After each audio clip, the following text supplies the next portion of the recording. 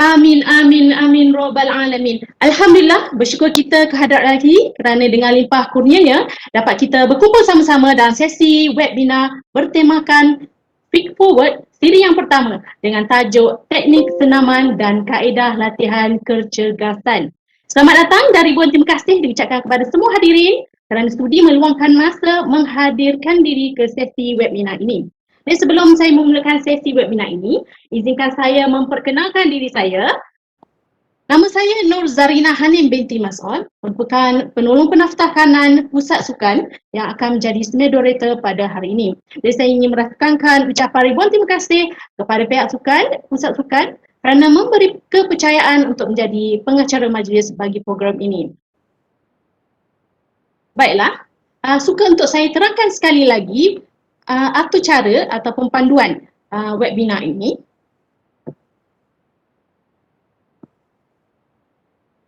Sesi webinar akan bermula pada 3.10 petang, diikuti dengan sesi soal jawab pada 4.15 petang dan sesi bergambar pada jam 4.30 petang dan penutup majlis pada pukul 4.40 petang. Jadi sepanjang sesi webinar berlangsung, ahli panel diberikan masa selama 1 jam atau 1 jam 15 minit dan peserta digunakan untuk mengemukakan soalan di ruang chat dan atau dengan mengangkat tangan, raise your hand dan pihak pengurusan urus setia akan memberikan laluan kepada anda untuk bertanya secara live. Dan yang paling penting, link kehadiran akan diberikan pada akhir program ini. Jadi demikianlah atur cara yang akan diguna pakai. Okey, untuk makluman hadirin dan hadiran sekalian. Program Feed Forward jurung kali diadakan pada tahun ini dengan kerjasama Pusat Sukan, Fakulti Sains Sukan dan Kejurulatihan, Pusat Kaunseling dan juga Pusat Kesihatan. Ia bertujuan untuk merangsang aktiviti bersenam dan menerapkan budaya hidup yang sihat sepanjang PKP. Ia juga dilihat sebagai pemangkin kepada amalan gaya hidup yang sihat yang masih tidak mengamalkan oleh segelintir masyarakat terutamanya dalam kalangan staf USI sendiri yang kurang perhatian dan mengambil berat mengenai kesihatan.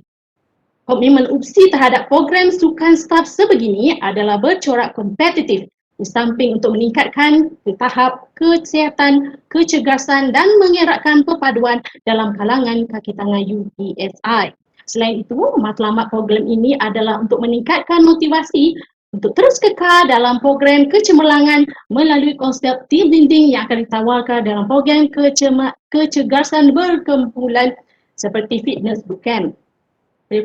Program webinar Feed Forward ini adalah terbuka kepada semua di tangan UPSI dan akan dilaksanakan pada setiap hari Rabu dalam 4 siri, iaitu siri yang pertama yang diadakan pada hari ini iaitu Teknik Senaman dan Kaedah Latihan Kecergasan.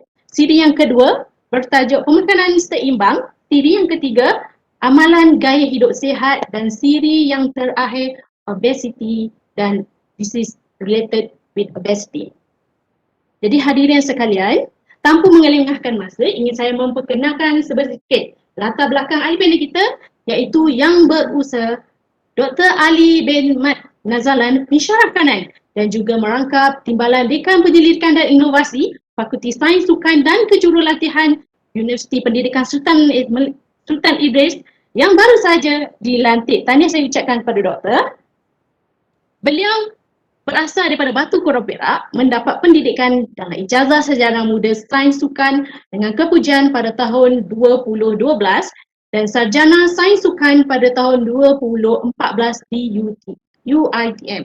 Seterusnya beliau melanjutkan pelajaran dalam Doktor Falsafah Kejurulatihan Sukan di UPSI sendiri pada tahun 2017. Kepakaran bidang beliau adalah dalam bidang biomekanik sukan. Mula berkhidmat di UPSI pada 1 September 2015 dan mula menceburkan diri dalam bidang kecergasan ketika masih belajar di peringkat sarjana muda. Jadi pelatih kecerdasan secara freelance bermula pada tahun 2011 dan terlibat dalam kecergasan korporat pada tahun 2012. Beliau juga telah banyak terlibat dalam program kecergasan di pelbagai syarikat korporat termasuk Denso Malaysia Sdn Bhd Pelda Global Ventures, Berjaya Corporation Berhad dan banyak lagi. Dengan ini tanpa melengahkan masa, dipersilakan Yang Berusaha Dr. Ali bin Mat Nazalan untuk berkongsi ilmu dan pengalaman. Dipersilakan Doktor. Okay, terima kasih. Assalamualaikum warahmatullahi wabarakatuh dan selamat sejahtera semua. So, salam perkenalan, saya Ali daripada Fakulti Sains Sukan dan Kejurulatihan. Terima kasih kepada Cik Nur Zarina Hanim ya. Saya tengok pun berseri-seri dan sangat energetik untuk sesi permulaan ini. Okay, dan juga terima kasih kepada Encik Faiz kerana sudi menjemput, dan terima kasih kepada Pusat Sukan secara amnya dan kepada semua staf-staf warga UPSI yang sudi untuk join pada sesi pada hari ini. Okay, jadi tanpa buang masa saya share terus konten.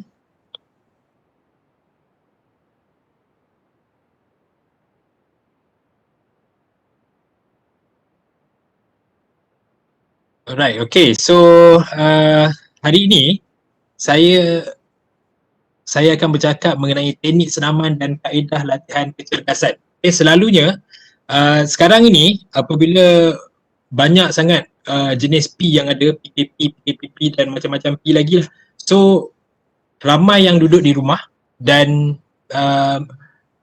bosan lah. Okay, ramai yang bosan. Tetapi satu benda yang perlu diingat adalah tanggungjawab diri kita kepada kesihatan tubuh badan kita. Okay, walau apa pun yang berlaku, ingatlah bahawa anda perlu menjaga tubuh badan anda. Jadi lakukanlah senaman, lakukanlah latihan kecergasan.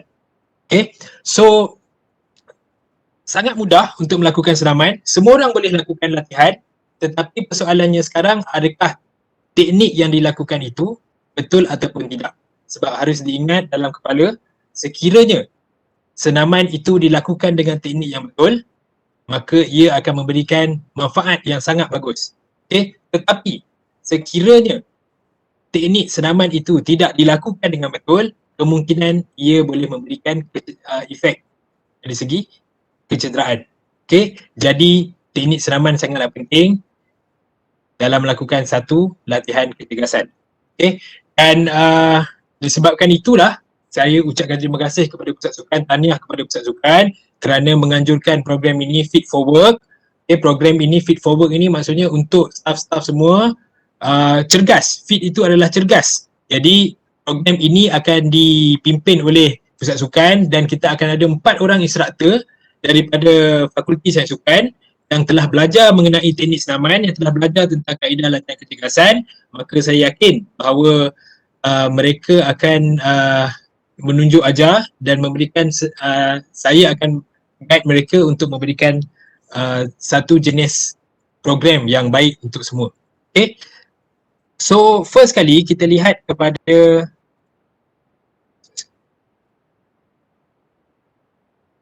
apa itu teknik senaman, apa itu kaedah latihan kecergasan. Okay. So senaman itu adalah, kita sebut senaman, exercise. Senaman itu adalah exercise. Okay, senaman dan exercise itu adalah sama, dia tidak berbeza. Okay, senaman itu adalah satu kelakuan yang kita buat bertujuan untuk mendapatkan satu benefit lah. Okay, so teknik ini merujuk kepada cara yang anda lakukan. Okay, bila buat sesuatu itu adakah betul tekniknya ataupun salah tekniknya. Okay, contoh yang kita selalu lihat, yang saya akan go through sebentar lagi, contohnya seperti buat squat. So ramai yang nak buat senaman squat. Ramai yang nak buat senaman squat bila dia tengok dekat TV, sebab selalu kalau ada model-model yang cantik ke, dia buat dekat TV, dia buat squat, nampak bentuk badan dia sangat cantik. Tetapi apa yang penting sebenarnya, adakah teknik yang dilakukan itu betul ataupun salah? Dekat TV insya-Allah memang betul lah, sebab dia pun dah train lah sebelum dia muncul dekat kaca televisyen. Tetapi kita di rumah ni, ada yang jenis tengok dekat gambar, tengok dekat TV, ada yang tengok video orang buat senaman, kita ikut dekat rumah. Tapi adakah betul teknik yang dibuat itu ataupun tidak? So itu sangat penting.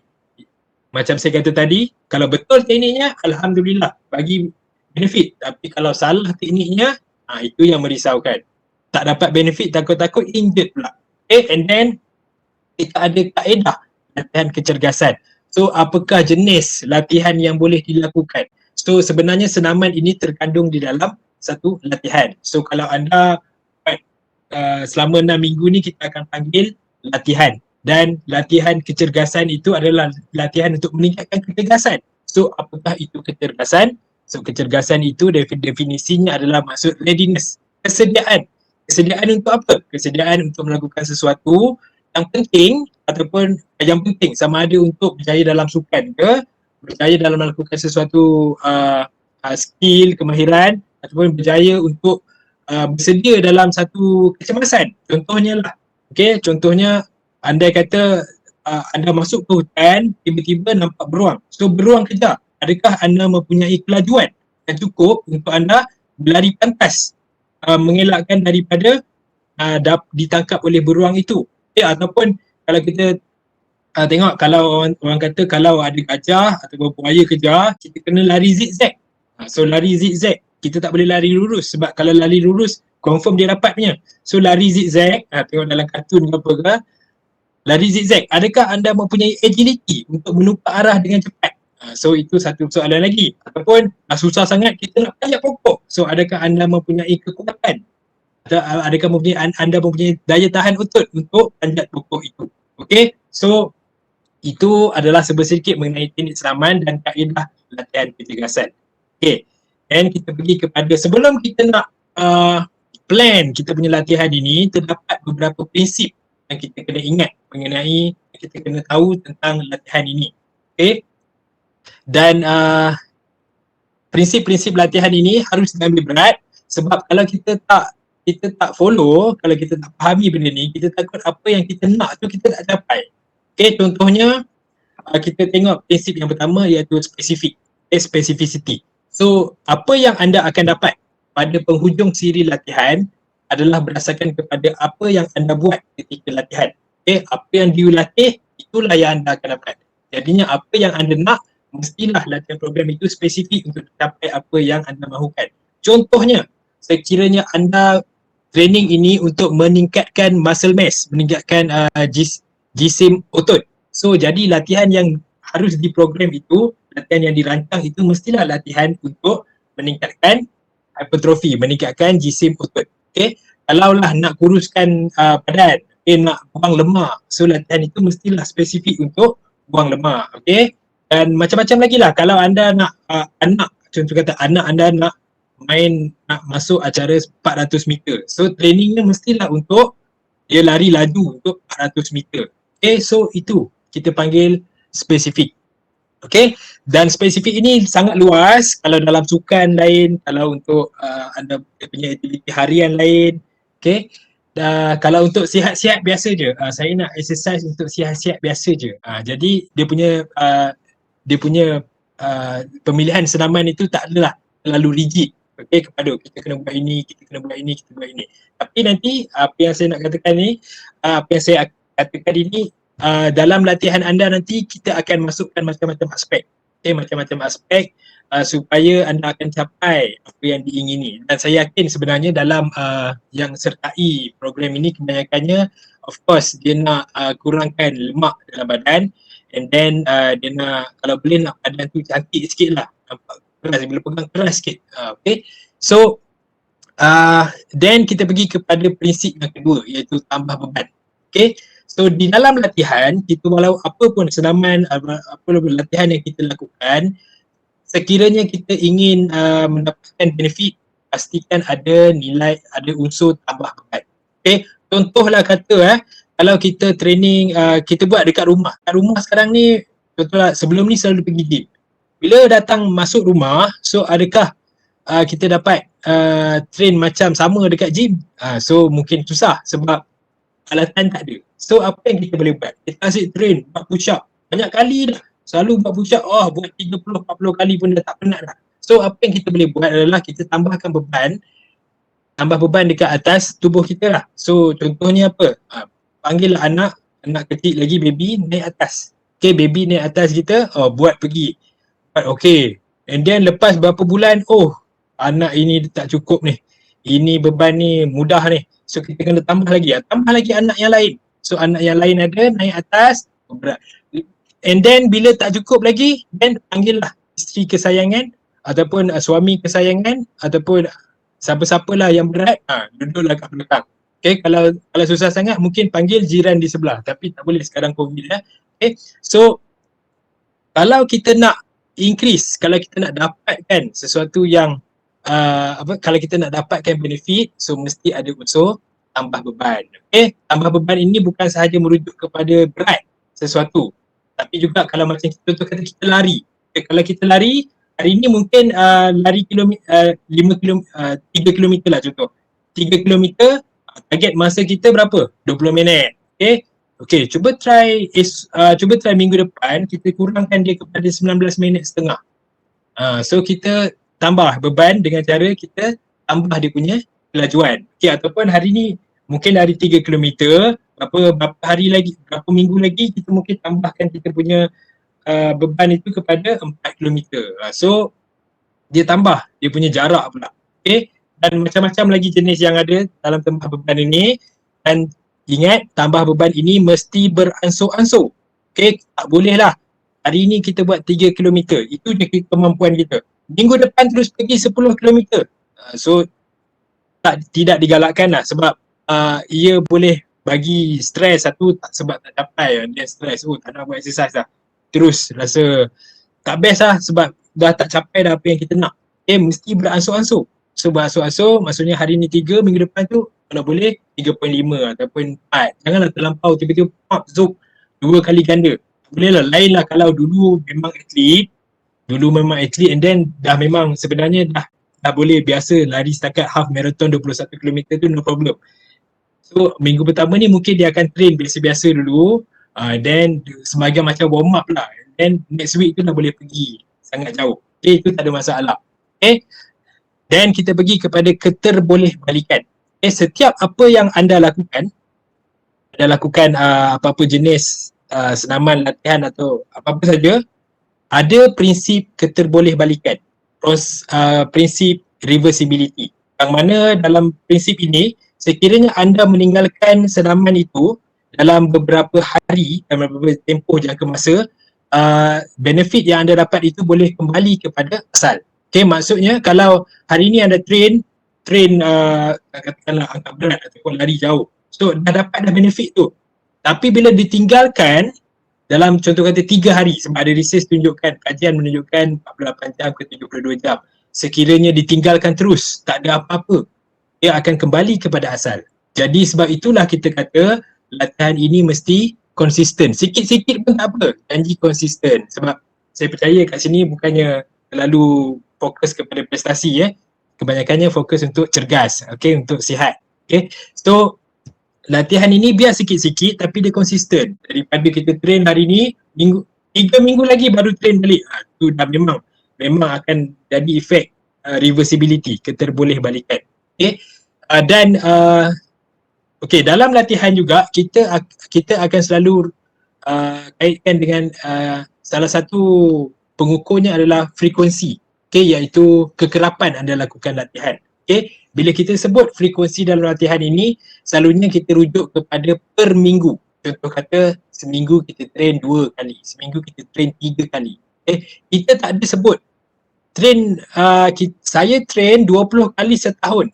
So contoh 20 kali setahun itu sangat besar, sangat kita tak faham apa maksud dia. Manalah tahu Cik Zarina pergi training dia 20 kali setahun, nampak sedap dengar. Tapi rupanya 1 Januari sampai 20 Januari saja. So lepas 21 Januari sampai 31 Disember tak training lah.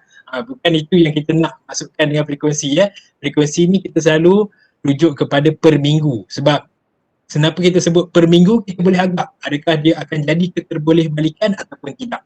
Okay, dan katakanlah training sekali saja seminggu. Dah kita tengok dia training sekali je, maksudnya sehari je, dan berapa hari ditinggal. So itu kita perlu jagalah. And then ada prinsip variasi. So mengapa pentingnya prinsip variasi ini adalah untuk pastikan yang kita ni tak adalah terlalu salah satunya untuk mengelakkan mengelakkan boring.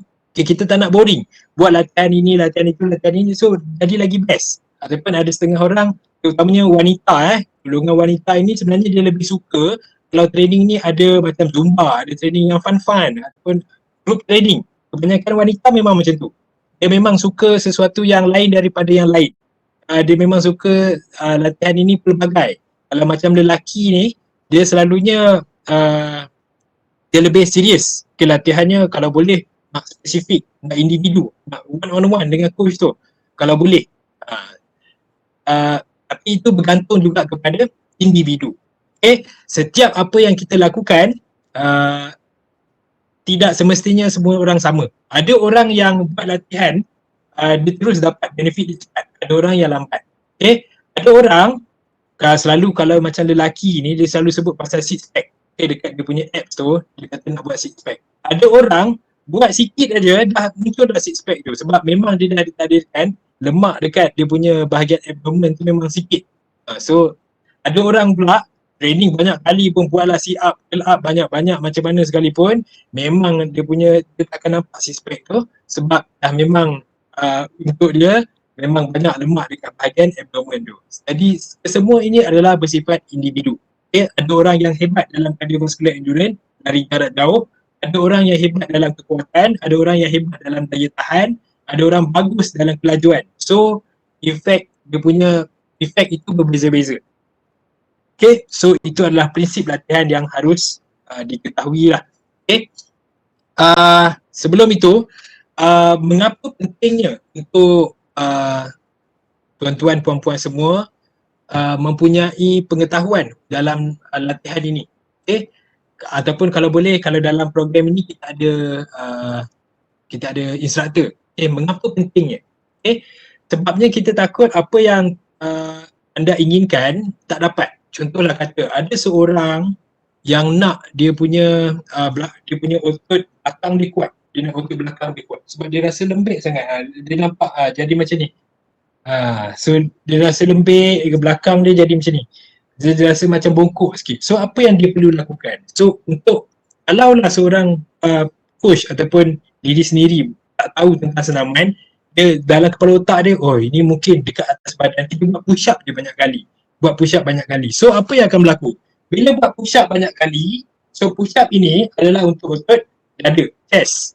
So bila chest terlalu kuat, salah satu faktor yang mengapa orang jadi macam ni, salah satu faktor, banyak faktor sebenarnya.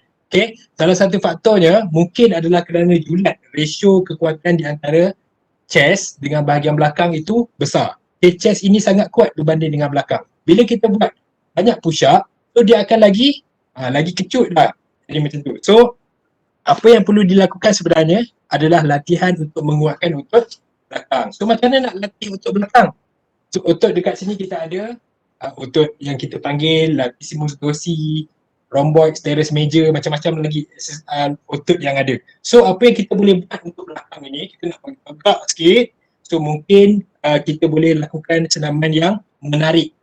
Kita tarik sesuatu. Sama ada kita pergi dekat bar, tarik badan kita ke atas, ataupun kita tarik samping ke bawah sini, ataupun kita buat row, ambil satu kat depan, tarik ke belakang dengan syarat tekniknya mesti betul.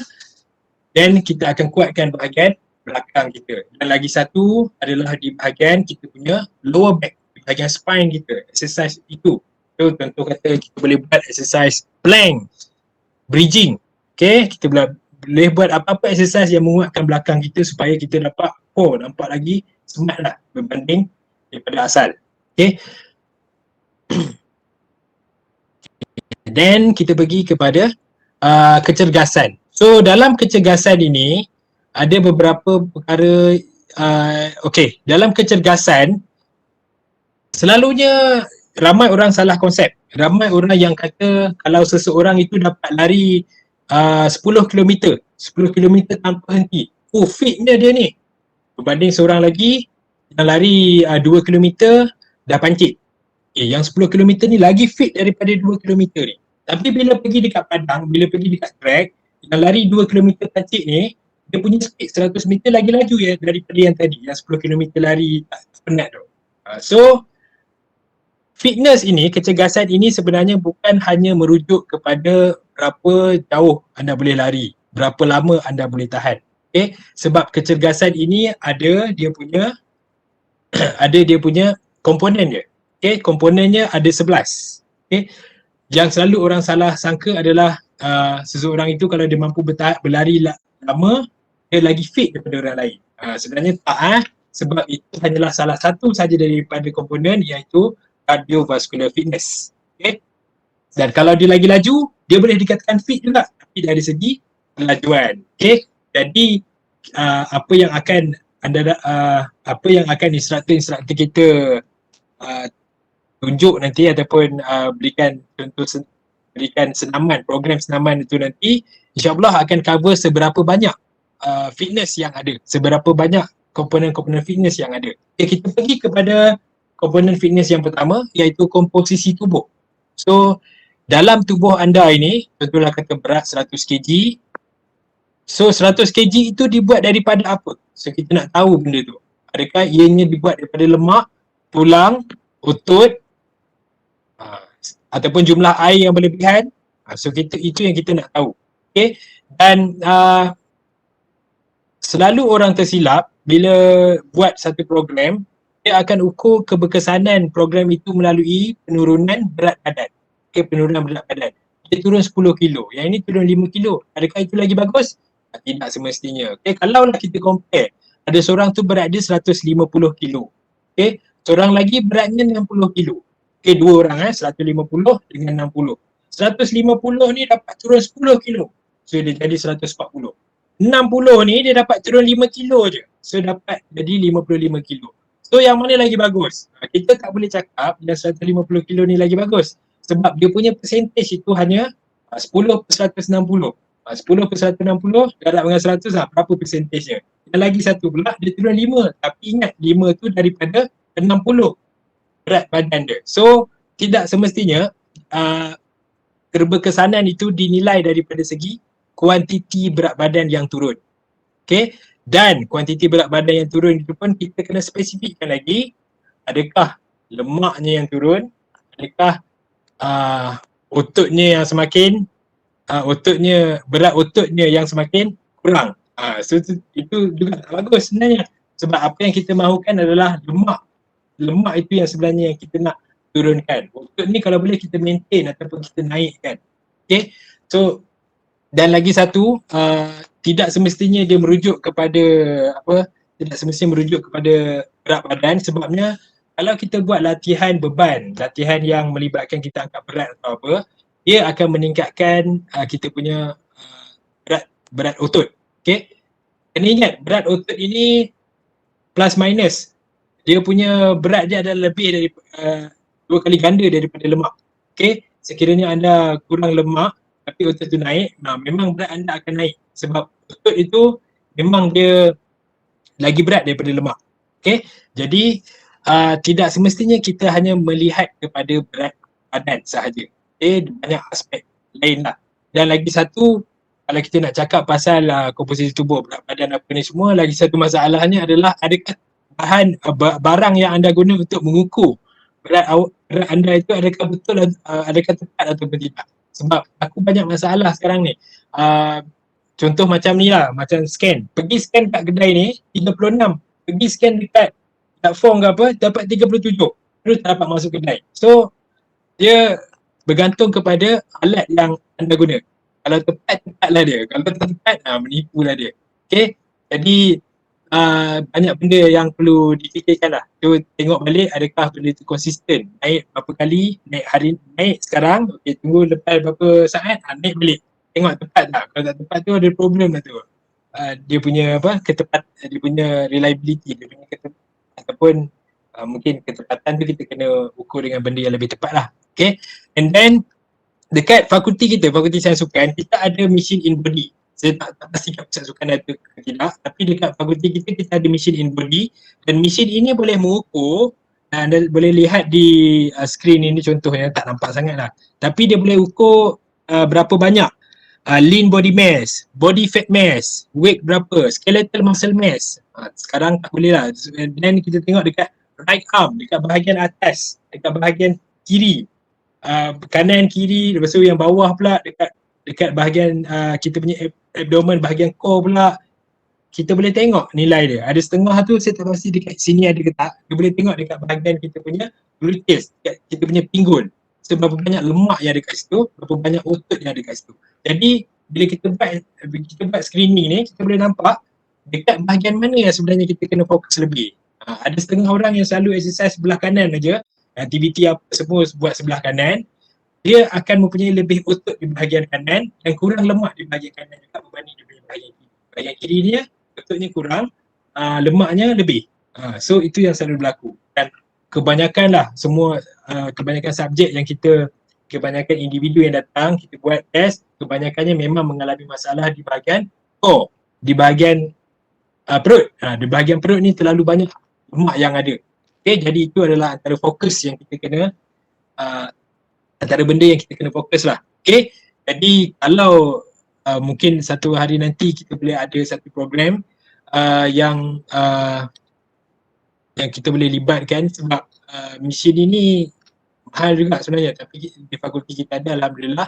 Tapi itu bergantunglah kepada apa yang kita akan buat nanti. Sekarang ni COVID, apa pun tak ada jalan, banyak benda tak ada jalan. Okay, next kita tengok pula kepada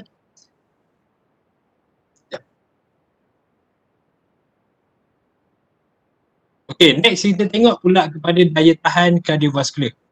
Daya tahan kardiovaskular. So daya tahan kardiovaskular ini merujuk kepada sejauh mana ketahanan jantung, untuk darah mengalir kembali ke jantung, untuk dia bekerja dalam badan kita.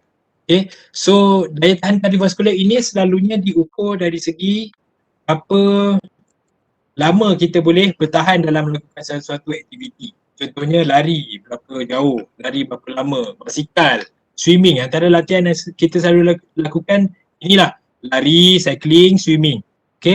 Dan ianya boleh dilakukan dalam, dan kalau kita nak meningkatkan daya tahan kardiovaskular ini, daya tahan kardiovaskular ini boleh dikatakan antara komponen fitness yang paling penting, sebab ia melibatkan kita punya jantung. Fit macam mana pun, angkat berat macam mana pun, kalau jantung tak jaga, tak ada nilainya.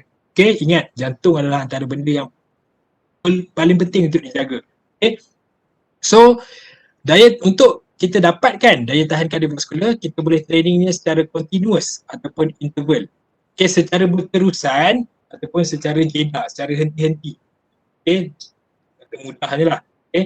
Contohnya lah, kalau ada hari ni nak lari, nak train lari 3 km. So kita boleh lakukan satu, kalau continuous ni kita lari je terus 3 km. Kalau interval pula, kita mungkin boleh lari 100 meter, rest. Rest tu berjalan lah. Lepas tu, 100 meter lagi. So, tapi dia punya kelajuan tu lebih berbanding continuous. Continuous kita pergi slow je, 3 km tak berhenti. Kalau interval ni, laju, slow, laju, slow, laju, slow. Tu bezanya continuous and interval. Dan ianya tidak semestinya yang selalu orang cakap lari, cycling, swimming. Ia juga boleh kita buat dengan menggunakan dengan latihan beban, kita juga boleh dapatkan kesan untuk daya tahan kardiovaskular ni. Kalau kita tengok sekarang ni ramai yang selalu buat Tabata. Tabata itu adalah sejenis daripada interval training sebenarnya. Tabata itu adalah sejenis daripada interval training. Maksudnya dia buat, dia rest, buat, rest, buat, rest. Dan senaman-senaman yang dibuat pun kena betul. Macam-macam senaman boleh buat, tapi pastikan ada melibatkan otot-otot yang ada dalam tubuh kita. Janganlah kita hanya fokuskan kepada kaki je. Atas tak buat, ataupun atas je, bawah tak buat, ataupun atas dengan bawah je, perut tak buat. So semua benda kena ada dalam latihan itu. Dan ada yang cakap latihan 4 minit sahaja sudah cukup, tapi 4 minit tu tak puas. So kalau yang biasa buat Tabata lah kan, 20 saat buat, 10 saat rest, 20 saat buat, 10 saat rest. Jadi yang selalu orang buat, dia buat 20, 10, 20, 10 sampai 4 minit, lepas tu dia rest, lepas tu dia sambung lagi buat 20, 10, 20, 10, 20, 10. So ini adalah latihan untuk meningkatkan dari segi daya tahan kardiovaskular. Next kita pergi kepada exercise seterusnya. Komponen seterusnya, kita ada kekuatan otot dan juga daya tahan otot. Kekuatan dan daya tahan otot ni sebenarnya berbeza, tapi kita letakkan dia sama lah, sebab latihannya lebih kurang sama. Cuma yang membezakan sama ada kita nak dapatkan kekuatan atau daya tahan otot ini adalah kita punya intensity dan juga kekerapan. Berapa banyak kali ulangan yang kita lakukan. Okay. Kekuatan otot ini merujuk kepada seberapa kuat kita untuk menghadapi satu daya. Okay. Itu contohlah kata ada satu berat, satu beban yang satu objek yang sangat berat, adakah kita mempunyai kekuatan yang cukup untuk angkat dia, tertolak dia. Daya tahan pula merujuk kepada macam mana, berapa lama otot kita boleh bertahan. Okay, kita angkat benda yang ringan sekalipun ataupun yang tak berapa berat, berapa lama kita boleh tahan. Okay, itu bezanya antara kekuatan dengan daya tahan otot. Selalunya latihan kekuatan otot ini selalunya kita buat dengan beban yang lebih. Okay, dengan beban yang lebih dapatkan kekuatan. Untuk daya tahan selalunya kita angkat beban yang tak berapa berat. Okay, tak berapa berat, itu untuk daya tahan. Tapi kita tahan lama. Okay, dua benda yang perlu dilatih.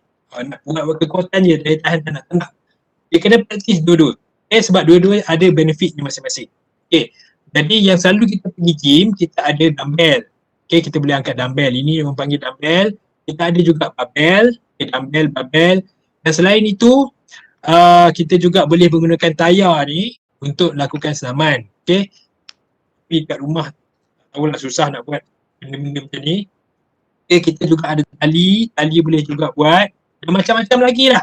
Botol air ke, baldi ke, ataupun try angkat baldi, isi air, berat, ringan. Okay. Tambah lagi air, jadilah intensity tu akan bertambah. So nak angkat tu lagi susah. So itu cara training kat rumah lah. Okay. Dan macam-macam alat lagi lah, ataupun kita gunakan anak kita ataupun pasangan ataupun kawan-kawan sebagai kita punya beban. So itu pun boleh untuk kekuatan dan juga daya tahan otot. Dan juga kalau dah susah sangat, tak ada apa sangat, jadikanlah anda sendiri, berat badan sendiri sebagai jadikanlah berat badan anda sendiri sebagai beban untuk kita berlatih kekuatan dengan daya tahan otot ini. Okay, and then kita proceed kepada flexibility. Okay, flexibility ini adalah kelenturan. Sejauh mana anda dapat bergerak dekat satu joint, range of motion. Okay, contoh kata kalau tengok dekat sukan Olimpik tu, dalam sukan gimnastik artistik ataupun gym rama ke apa ke, kebanyakannya akan melibatkan flexibility. Bukan sahaja mereka sebenarnya, semua sukan sebenarnya, majoriti sukan memerlukan flexibility. Okay, dengan adanya flexibility boleh bergerak dengan mudah. Okay, contoh katalah kalau dalam main bola sepak, tak ada flexibility, bila kita nak buka je kaki nak tahan lawan kita, dan susah. Bila buka je kaki, injured, rasa sakit. Sebab apa? Sebab otot dia jarang nak stretch. Sebab itulah kena berlatih untuk tingkatkan komponen flexibility. Dan kita ada macam-macam jenis latihan. Kita ada 3 cara stretching sebenarnya. 3 cara utama stretching, regangan untuk meningkatkan flexibility. Okay. Kita ada dynamic stretching, kita ada passive stretching, kita ada PNF, Proprio Neuromuscular Facilitation. Okay, PNF yang melibatkan rakan, dia tolong stretch kita lawan balik. Itu adalah PNF stretching. Jadi flexibility ni penting. Kalau kita tengok dekat gambar pertama ni, kalau dia lawan dengan siapa-siapa ataupun diri anda tiba-tiba berdepan dengan siapa-siapa penyelayar ke apa ke, nak attack, kalau flexibility yang bagus, angkat kaki tinggi, tendang kepala dia. So flexibility penting. Okay, kalau lah nak angkat ni pun tak boleh, nak buat tapi sekali krem kat belakang ni habis. Yang tu pula menang. So tak dapat dah nak menang. Okay. Jadi flexibility ni pun ada banyak. Jadi kita juga akan masukkan elemen flexibility ni, elemen untuk train flexibility ni dalam instruktur nanti akan tunjuk caranya. Okay, latihan nanti bukan sahaja kepada cardiovascular endurance, bukan sahaja kepada kekuatan, daya tahan, tapi kita juga akan masukkan elemen flexibility ni. Jadi masuklah, joinlah ramai-ramai program ni ya. Okay, and then kita ada apa ni, kuasa, power. Okay, kuasa ini dibuat daripada 2. Satu kekuatan, satu lagi kelajuan. Kalau anda ada kekuatan, ada kelajuan, itu kita panggilnya sebagai kuasa. Power. Okay, atau bahasa Englishnya power. Okay, so kebanyakan latihan untuk meningkatkan kuasa ini adalah sesuatu aktiviti yang dilakukan laju yang dilakukan secara eksplosif. Contohnya banyak senaman yang lompat-lompat. Lompat dua kaki, lompat satu kaki, tangan pun melompat juga dan baling bola. Ini semua adalah cara-cara untuk latih untuk meningkatkan dari segi kuasa. Okay. Satu yang kekangan, sesuatu yang selalu dilakukan, kesilapan yang sering dilakukan adalah selalunya kita training gunakan dua belah. Okay, contoh kata lompat, kita selalu gunakan kaki dua-dua belah kaki serentak.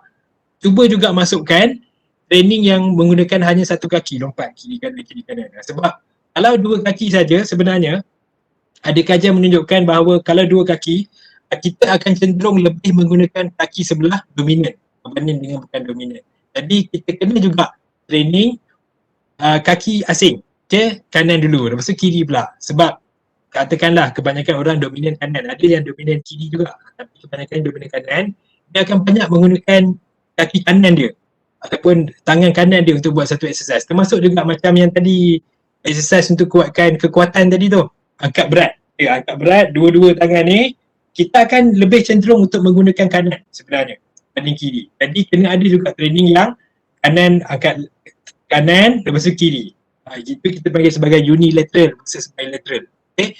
So kepelbagaian perlu ada, sebab kepelbagaian variasi yang saya cakap, prinsip latihan tadi bukan sahaja untuk mengelakkan bosan, tetapi dia juga untuk bagi efek yang menyeluruh. Okay, bagi efek yang menyeluruh, sebab setiap benda yang kita lakukan bila teknik dia bertukar, efeknya akan lain sikit. Okay, dia punya aktiviti otot dekat tubuh kita akan jadi lain sikit. Okay, tetapi latihan untuk kuasa ini, satu benda yang perlu diingat adalah seseorang itu mestilah dah ada dah dia punya basic, dia punya strength. Okay, dia punya basic. Dia boleh lakukan sesuatu aktiviti yang mengangkat ini. Aktiviti yang mengangkat, dia ada kelajuan sikit dan baru dah dia boleh proceed kepada latihan untuk kuasa. Sebab kalau tak, sebab latihan untuk kuasa ni dia bagi banyak juga stres dekat kita punya joint. Okay, kalau tak bersedia, kemungkinan takut nanti injured. Okay, and then kita ada senaman untuk, kita ada komponen kelajuan. So, macam mana kita nak tingkatkan kelajuan? Ada banyak jenis. Yang selalu kita refer adalah kelajuan daripada segi larian. Okay, ada banyak lagi. Okay, tapi yang kita selalu refer daripada segi kelajuan. So, untuk berlatih laju ke depan, bergerak ke depan, nak masuk sukan apa, staff ke, star ke apa ke, cuba train juga untuk lari atas naik bukit dengan turun bukit. Okay, so naik bukit ni kita boleh katakan resisted. Dia ada rintangan lah waktu kita lari. Okay, itu juga boleh jadi satu cara latihan. Dan juga waktu kita nak turun, dan juga kita boleh masukkan latihan turun bukit. Okay, turun bukit ni assisted, dia dibantu. Kita lari ni akan jadi lagi laju. Okay, cumanya kena berhati-hatilah. Takut waktu turun tak turun tapi kita bergolek belah ke bawah. So tu kena hati-hati. Dan juga kita memang kena ada spesifik warm up untuk kita berlatih untuk kelajuan ini. Okay, so macam-macam lagi, tengok gambar kat sini. Rakan boleh memegang band dekat sini, resistance band, memegang kat sini, dan dia boleh train. Kita ada dia punya resistance kat sini, dan dia boleh juga letak pemberat, letak dekat dia punya trunk, and then letak dekat dia punya tubuh, dan cuba lari selaju yang mungkin, ataupun parachute kat sini, payung terbang, tapi bukanlah terbang yang daripada atas udara tu, just pakai kat sini supaya memberikan rintangan. So macam-macam jenis sebenarnya, dan juga kelajuan ini juga bukan hanya merujuk kepada ini, dia juga merujuk kepada kelajuan kita, tangan kita bergerak. Kita main pingpong kena tangan laju. Ataupun nak tendang orang, dia punya kaki tu mesti bergerak dengan laju. Kalau slow, tak kenalah dia. Orang tu dah dapat agak lah kita nak tendang kat mana. Okay, and then kita ada ketangkasan. So ini juga satu lagi komponen yang kita akan terapkan dalam berlatih lari-lari tu, mesti ada elemen ketangkasan. Okay, walaupun peralatannya tak ada, satu kata peralatan yang kon-kon ni tak ada kat rumah, tapi tak apalah, anggap macam ada saja. Kita lari zigzag, and then lari tukar-tukar arah. Ini semua untuk meningkatkan ketangkasan, kemampuan anda untuk menukar arah dengan laju. Dan untuk meningkatkan dari segi ketangkasan, waktu kita buat senaman untuk ketangkasan ini, pentingnya untuk anda mempunyai balance, kestabilan ataupun strength, kekuatan juga pun perlu juga. Sebab sekiranya selalu yang berlaku adalah apabila kita lari, kita nak ubah arah, takut terpeleot kita punya ankle tu, nanti boleh dapat injured pula. So, jadi, tapi tak apa. Apa yang akan ditunjukkan oleh instruktur nanti, bulan 9 nanti akan start, latihan ketangkasan ini adalah latihan yang ringan saja, bukannya yang agresif macam atlet. Okay. And then kita juga ada keseimbangan, koordinasi, banyak lagi sebenarnya. Kita ada masa reaksi, tapi kita hanya tengok kepada yang berkaitan saja. Senaman juga akan dipilih berdasarkan kepada senaman mana yang boleh meningkatkan dari segi keseimbangan, senaman mana yang boleh meningkatkan dari segi koordinasi. Okay, sebab kita nak buat satu program yang mana dia boleh meningkatkan kekuatan, daya tahan, keseimbangan, koordinasi. Bukan saja kita dapat satu je, selalu orang buat, untuk ini hanya untuk kekuatan saja. Okay, kalau boleh kita nak buat sikit tapi dapat banyak. Itu yang kita nak. Sebab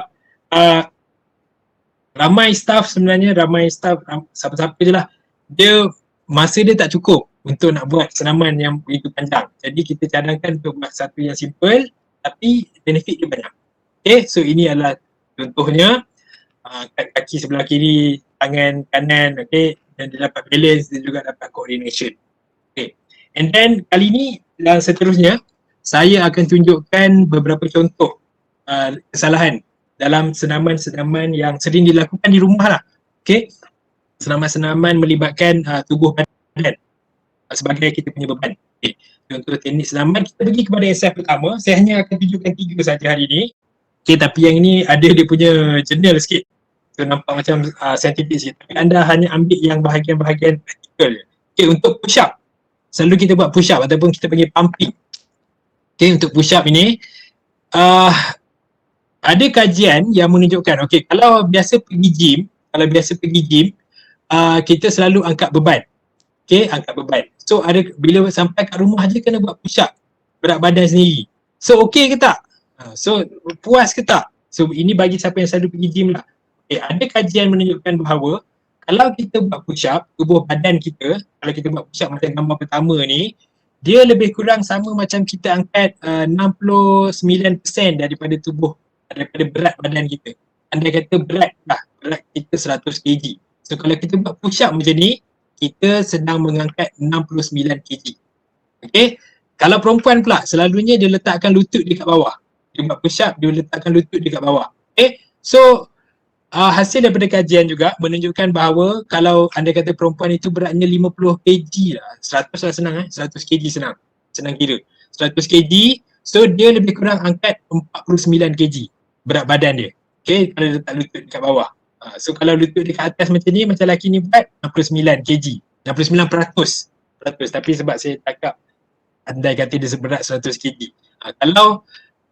Kalau katakanlah kita ambil spesifik lagi, kalau ada perempuan umur berat dia 50 kg, okay, dia buat push up macam ni. So dia boleh katakan dia sedang mengangkat beban seberat 35 kg. Berat tu. Ataupun kalau dia letak lutut dekat bawah landing kat sini, dia sedang angkat berat sebanyak 25 kg. Okay, 49%, lebih kurang 50% lah.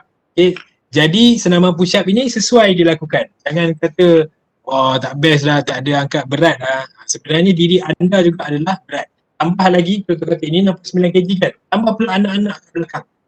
Tambahlah pula apa-apa benda kat belakang, letak dia apa-apa kat belakang, so dia akan bertambahlah berat tu.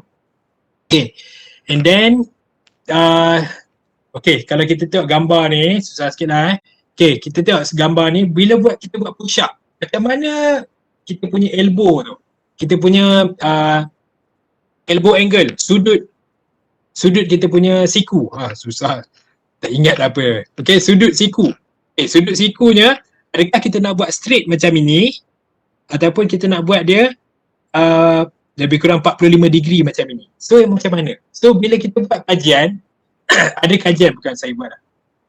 Ada kajian yang dilakukan, kita dapati bahawa kalau tangan dia macam ini, 45 degree ni, dia memang akan bagi efek kepada kita punya pectoralis major, kita punya chest. Tapi kalau dia buat macam ni, efek kepada chest itu kurang. Dia lebih kepada kita punya lutut dekat bahagian bahu.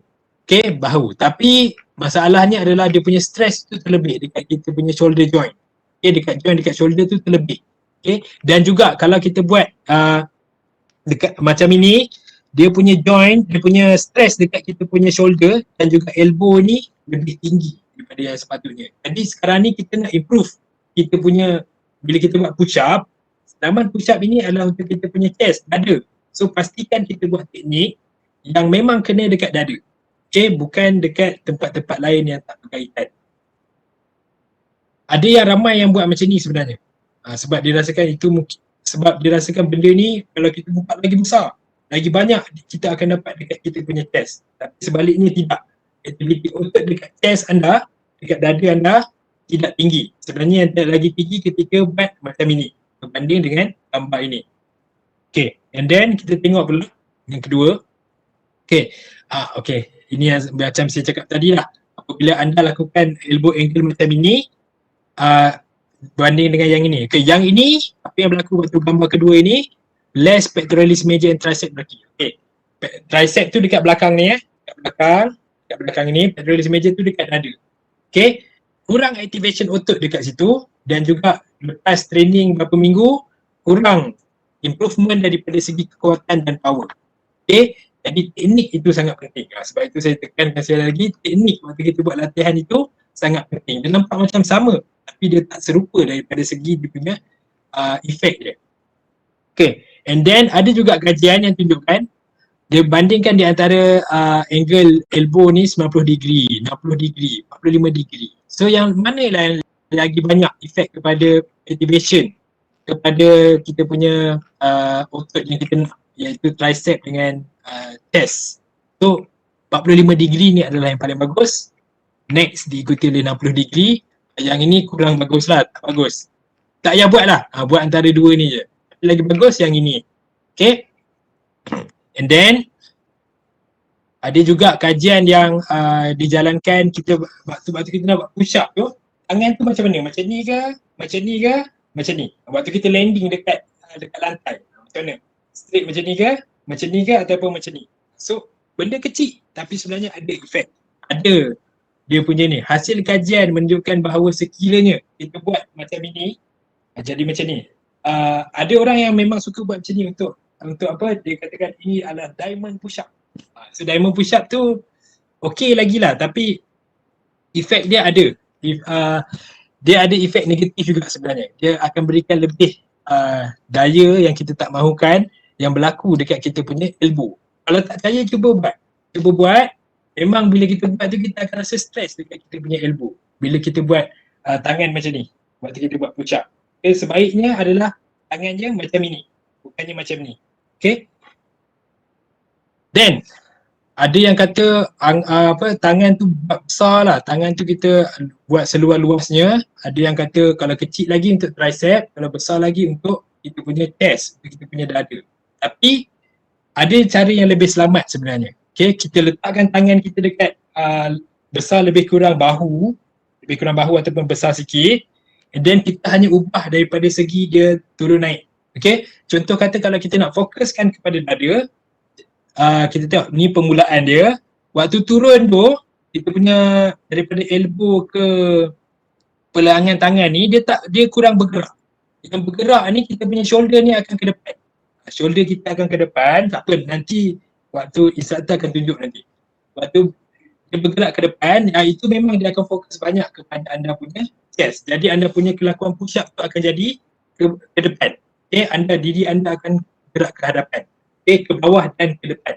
Okay, kalau kita nak fokus kepada kita punya tricep lebih, kat sini kata, ini isteri saya kata nak lebih besar sikit dekat sini. Okay, jadi apa yang kita boleh buat? So kita boleh buat tricep focus, kita boleh buat push up ini. Kita punya daripada elbow, kita punya tangan, lengan ni, kita boleh ke belakang kan dia. Waktu kita turun tu, dia bergerak ke belakang. Tengok ni, dia akan bergerak ke belakang. Okay, ini permulaan, so dia akan bergerak ke belakang sini. Macam yang ini, kita punya badan dengan kepala ni akan turun dan ke depan. Yang ini, dia akan turun dan dia akan maintain dekat sini. Yang bergerak dia punya lengan yang bergerak. Jadi dia lebih selamat daripada ada yang kata buka tangan besar, tengah kecil ataupun rotate yang ke dalam. So itu efeknya. And then lagi satu, okay, andai katalah nak change untuk kita punya shoulder, untuk kita punya uh, untuk kita punya shoulder, untuk kita punya bahu lah. Okay, untuk kita punya bahu, macam mana nak buat? So kita boleh letakkan satu benda yang tinggi dekat belakang, dekat kaki kita, so kita akan jadi lagi tinggi. Okay, jadi lagi tinggi. And ataupun lagi satu, kita akan buat dia dalam bentuk pipe. Okay, dalam bentuk macam ini, buat push up dalam bentuk macam ini. So ini fokus kepada anda punya bahu. Okay, saya tak pasti kat sini sama ada saya tak pasti sama ada mampu lakukan push up ataupun tak, tapi kebanyakan lelaki ini adalah antara benda yang dia suka buat lah.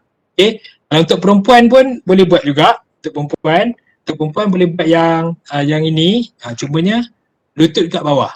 Okay, lutut kat bawah, so tengok untuk chest ke untuk tricep. So beza dia punya efek dia. Okay, and then satu kesilapan yang selalu orang buat adalah bila dia turun je, kadang-kadang dia bawa dia punya shoulder tu, dia bawa dia punya bahu dia ke telinga. Dia bawa dia punya bahu ke telinga. So bila dia bawa bahu dia ke telinga, apa akan jadi? Dia kurang activation dekat dia punya dada ataupun dia punya tricep. Kurang activation otot tu. Jadi dia lebih kepada cheating lah. Dia menipu dalam teknik senaman itu. Okay.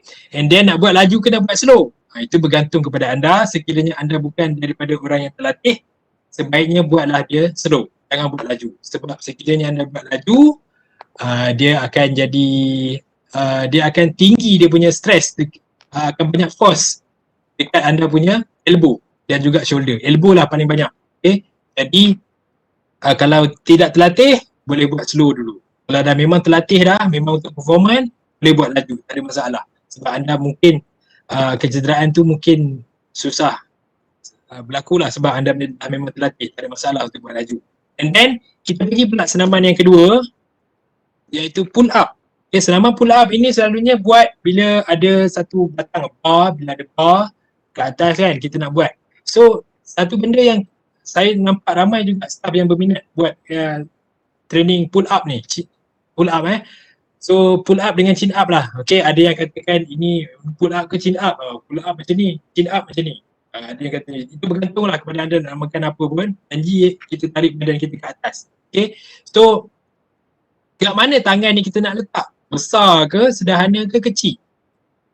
So itu satu persoalan. So daripada hasil kajian dilakukan, kalau tangan itu terlalu besar, sebab ada yang kata bila kita buka besar, dia akan bagi kita punya belakang tu ada wing.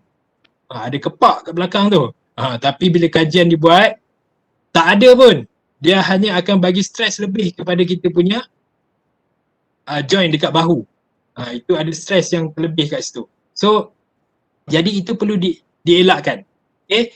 Bila kita nak buat, kita letakkan dia dekat bahagian yang terbaik sekali adalah bahagian medium. Yang mungkin 1.5 luas daripada bahu. Okay, dia luas sikit daripada bahu. Itu adalah yang terbaik. Okay, so sebab hasil kajian pun dah menunjukkan kita buat lebih kurang besar sikit daripada bahu, dia akan bagi efek yang lebih kepada activation otot dekat bahagian belakang dan juga kepada kekuatan. Okay, kekuatan otot. So buka dia ni adalah lebih selamat.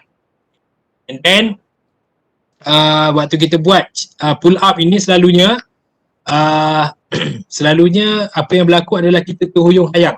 Okay, berapa kali boleh buat exercise pull up ni? 20 kali. Tengok-tengok terhuyung hayang. Betul. Okay, tak betul dia punya kelakuan dia. Okay, bila tak betul tu, kita dah sebenarnya tak gunakan kita punya otot yang sepatutnya. Okay, salah satu caranya adalah untuk kita stay dekat atas and then kita keraskan bahagian core kita and then kaki bergerak ke depan sikit kat sini. Bahagian perut ni keraskan and then kita angkat. Naik atas straight, turun bawah straight. Naik straight, turun straight. So itu adalah teknik yang paling bagus. Okay, berbanding dengan teknik naik huyung hayang patutlah banyak. Rupa-rupanya tak betul. Okay, and then lagi satu yang selalu berlaku bila kita naik ke atas je, bila dah penat, kita akan ke depan macam ni. Nak bagi kita punya dagu tu lepasi dia punya palang. Sebenarnya bila buat macam ini juga, dia akan bagi stres banyak juga kepada kita punya shoulder. Okay, shoulder joint. Jadi apa yang boleh dilakukan, mungkin kita akan target bila kita buat tu, kita akan banyak target kita punya chest tu yang pergi dulu. Okay, tapi yang ini exercise ni kebanyakannya yang banyak suka buat lelaki banding wanita lah Okay. Dan macam mana kita nak buat kalau pull up ni, nak training macam mana? Fokuslah kepada jumlah repetition yang anda lakukan. Okay, contohlah kata, sebab kajian pun dah buat, kalau anda buat secara berterusan ke, ada berat ke, ataupun buat naik lepas tu turun tu slow, saja nak bagi saja nak bagi efek koyak otot terlebih. So sama je dia punya kesan dia. Jadi direkomendkan, dicadangkan kalau anda nak buat latihan pull up ini, nak bagi angkat lebih bergaya, lebih banyak lagi, so mungkin boleh kalau anda mampu lakukan 5 repetition, 5 kali ulangan, sebanyak 3 set, 5 kali ulangan rest, 5 kali ulangan rest, 5 kali ulangan rest, mungkin anda boleh buat 3 repetition, lepas tu tapi lebih banyak set. So sebab kita nak tengok yang total tu. Okay. And then squat. Ini adalah senaman antara senaman yang paling orang suka buat sebab dia nampak macam bergaya. Nak ambil gambar pun, ambil gambar waktu squat lah banding ambil gambar waktu exercise lain. Waktu squat ni nampak lebih cantik. Tapi dia cantik, tak cantik adakan bergantung kepada teknik yang dilakukan. Okay. Di sebalik kepada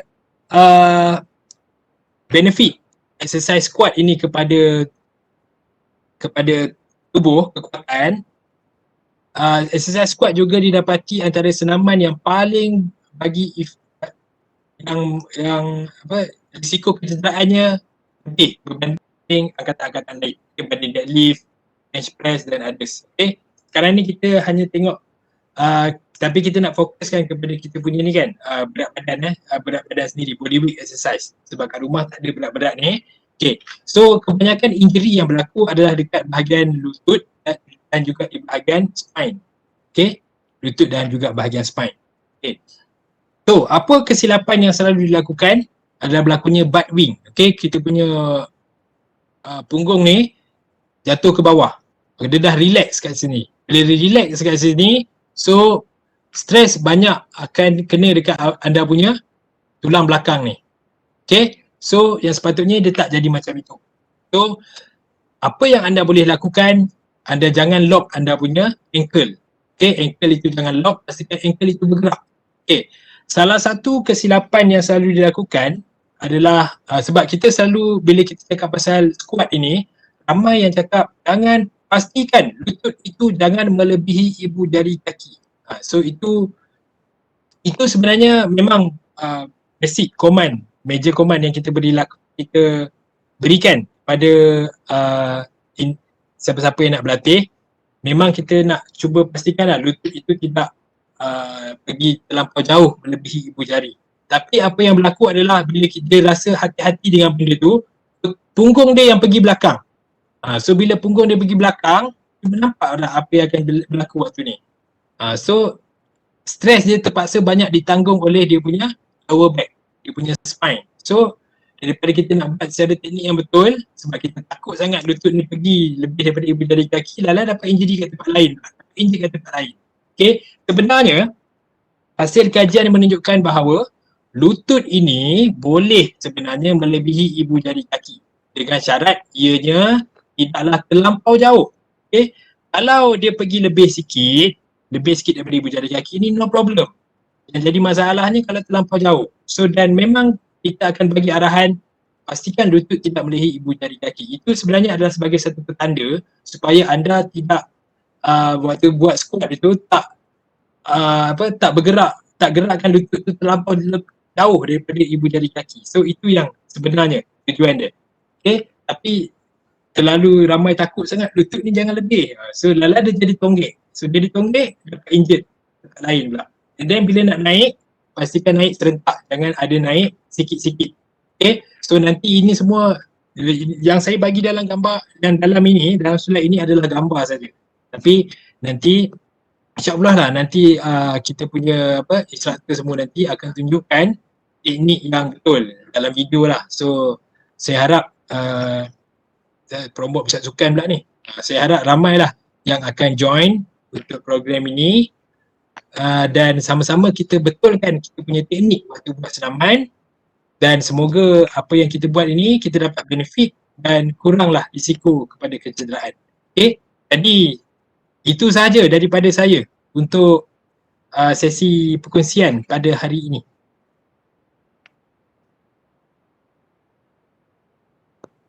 Okey, terima kasih Dr. Ali. Jadi, macam mana para audiens sekalian? Adakah teknik senaman yang kita amalkan sebelum ni betul setelah kita mendengar webinar ni? Simak-simaklah. Okey, jadi hadirin yang dihormati, jam dah menunjukkan pada pukul 4:06 petang. Jadi kita ke acara seterusnya iaitu sesi soal jawab. Okey, saya akan memilih beberapa soalan dari Webback, dan kepada hadirin yang ingin mengajukan soalan, bolehlah bertanya melalui ruangan chat, ya. Doktor, soalan yang pertama daripada Puan Jamilah Muhammad Basir. Assalamualaikum doktor, saya buat indoor cycling. Kalau ikutkan saya, biasanya buat dalam 15 minit cycling dan 5 minit rehat.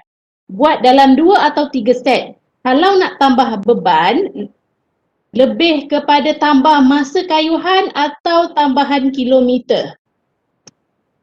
Okay, doktor ada boleh respon? Okey. Tak ada masalah untuk antara kedua-dua tu. Okey, satu buat tambah dari segi masa, okey, ataupun tambah dari segi apa tu, kelajuan lah tu. Kilometer. Kilometer dalam masa yang sama ke tak? Itu satu benda dah. Okey, kalau sebab soalan tak ada tertulis, saya pun tak ingat soalan tadi. Okey. Jadi apa yang boleh dibuat kalau kita buat indoor cycling ni, kita boleh tambah kita punya satu masa, time, kita boleh buat lebih lama, ataupun kita juga boleh buat dari segi jarak tadi. Okay, jarak tadi kalau kita nak tambah beban ni, kita boleh tambah sama ada dari segi kelajuan lah. Okay, kalau kita tambah jarak tu, tapi kita buat dalam tempoh masa yang sama. So, jadi itu maksudnya kita akan buat kelajuan yang lebih. Yang itu untuk tambah dari segi kelajuan. Tapi kalau kita tambah masa, kelajuan kita maintain, yang itu pun boleh juga. Yang itu kita akan tambah dari segi masa lah. Okay, dua-dua boleh, tak ada masalah. Tapi selalunya kalau untuk kita nak katakan untuk indoor cycling, tapi saya nak tahu juga adakah Puan buat laju ataupun tak. Sebab kalau kita tengok kalau untuk biasanya kalau untuk kurangkan lemak badan ni, lemak dia ada tempoh masa dia. Okay? Yang bila masa bila yang fat itu akan jadi predominant energy. Dia akan jadi dominant energy yang digunakan waktu kita bersenam. So saya tak ingat berapa ingat soalan tadi, mungkin cuba buat 20 minit ke lebih lama sikit. Slow pun tak apa. Dan pastikan dia punya intensity heart rate tu okey juga. Okay, jangan terlampau relax sangat, jangan terlampau ni. Lagi satu benda yang saya terlupa highlight tadi, macam mana kita nak tahu kita punya training ini, heart rate kita punya training ni intensitinya cukup ataupun tidak. Okay, kalau dalam latihan untuk cardiovascular endurance ni, latihan untuk fitness cardiovascular endurance, kalau kita tak ada heart rate atau apa-apa saja monitor, kita juga boleh jadikan kita punya kemampuan untuk bercakap tu satu indikator. Anda kata kita nak bercakap dengan orang, boleh bercakap dengan senang, maksudnya anda terlalu relax. Maksudnya intensity tu kena lebih lagi. Kena lebih laju. Okay, kalau pula kita sampai termengah-mengah nak cakap pun tak boleh, kena slow sikit. So itu cara untuk kita kawal dia punya intensity. Okay. Okey doktor, soalan kedua daripada Encik Muhammad Tamizi Abdul Rahman. Jumlah angin dalam badan, adakah dikira komposisi tubuh juga? Jumlah angin saya dalam kita punya ni tak ada. Kita punya alat untuk mengukur tu tak ada benda tu. Kita tak ada mengukur jumlah angin dalam badan. Tak adalah jawapannya. Tak ada. Okey, Ha. baiklah. Soalan seterusnya dari Puan Harnani Mak Zain. Saya ingin bertanya, berapa kali kekerapan senaman yang perlu dilakukan seminggu? Setiap sesi senaman, berapa lama masa yang perlu diperuntukkan? Okey, itu sangat subjektif. Macam saya cakap tadi, individu. Okey, sebab bila kita nak recommend ini, kita juga kena ingat berapa jenis pekerjaan yang hebat, okey, ataupun busy ke tak busy ke. Sebab itulah pemilihan senaman sangat penting. Kita nak buat sikit, tak banyak. Okey, bergantung kepada masa free. Kalau masa waktu tuan-puan ni memang free, jadi sebenarnya tak ada masalah. Even untuk training 7 kali seminggu, tak ada masalah. Okay, tetapi kita akan main intensitinya. Hari ini tinggi, esok rendah. Lepas tu sederhana, tinggi, rendah, sederhana. Kita tak boleh sentiasa all out. Setiap hari tak boleh juga. Nanti ada efek overtraining. Injek pula tu. Okay. Sebaiknya kalaulah andai kata kita nak training sikit-sikit je, nak training untuk kecergasan, so mungkin kita kena ingat balik prinsip reversibility, kita boleh balikan. Kalau kita tinggal 2-3 hari, dia akan reverse balik. So mungkin daripada situ, per minggu, mungkin kita boleh cadangkan untuk buat training 3 kali seminggu. Walaupun memang ada dalam kita yang berapa training lah 2 kali seminggu. Tapi kalau ada masa lebih, buatlah 3 kali seminggu ke atas. Okay, kalau ada masa lebih. Dan berapa lama sesi bergantung juga kepada macam cakap tadi, sebab kita takut sebab bila kita cakap satu sesi mesti 40 minit ke atas, sejam. Kita takut nak bagi macam tu sebab kita takut nanti kalau dia ada masa 15 minit je dia tak nak exercise. Tak boleh juga macam tu. Sebab 15 minit pun sebenarnya boleh exercise, tapi pemilihan senamannya senaman yang bila kita buat sikit tu dia dapat dekat semua tubuh badan. Jadi kalau nak ikut kepada kita nak lebih kepada fokus kepada kalau masa kita memang ada lah, jadi kita boleh buat 30 minit ke atas lah. Okay, dan jangan terlalu lama lah. Kalau setakat untuk fitness biasa ni tak payahlah sampai atas daripada sejam. Tapi kalau dah ada masa, itu semua adalah hak masing-masing. Cumanya jangan terlampau tinggi sangat dan jangan terlampau lama, takut overtraining. Dan minumlah air sebab sangat penting waktu training tu. Jangan sampai kita penat, tak minum air, nanti kemungkinan teknik yang kita buat tu akan salah. Bila kita penat, memang teknik tu akan berubah dan kemungkinan kecederaan tu berlaku pun tinggi. Okay, and then tak apa, kita next soalan lah. Okey, soalan seterusnya daripada Muhammad Hanif Muhammad. Soalan ni ada dua. Pertama, bagaimana dengan plunge push up dan apa komen dan nasihat doktor untuk kuasai senaman berkenaan? Senaman apa? Soalan kedua, plunge push up. Ada type kat sini. Saya kadang-kadang nama senaman ni, kita tahu senaman tu tapi nama dia macam-macam. Sekejap, saya try tengok. Ejaan dia macam mana? PLANCHE. Okay, plunge push up. Cik Sarina, kita punya senaman ni ada macam-macam jenis nama orang bagi. Tak keluar pula.